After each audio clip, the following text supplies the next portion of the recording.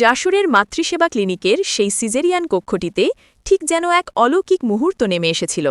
নবজাতকের প্রথম কান্নায় যখন সাধারণত জীবনের শুরু ঘোষিত হয়, ঠিক সেই মুহূর্তেই শোনা গেল ভিন্ন এক সুর, কান্নার ভেতর দিয়ে ভেসে আসা আল্লাহ আল্লাহ উচ্চারণ।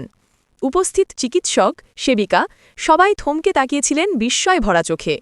রোববার 15ই নভেম্বর জন্মের 3 দিন পর শিশুটির সেই 2 মিনিটের ভিডিও যখন সোশ্যাল মিডিয়ায় ছড়িয়ে পড়ে, নেটিজেনদের হৃদয় ভরে ওঠে আবেগে।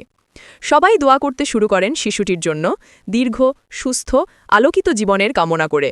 পরিবারের লোকজন জানান, গত 13ই নভেম্বর রাতে আরিচপুর গ্রামের মোমেনা খাতুনের সফল সিজেরিয়ান সম্পন্ন করেন ডাক্তার সোনিয়া শারমিন। সন্তান জন্মের পরপরই শিশুটি কান্নার ফাঁকে এমন ডাক দিতে শুরু করে।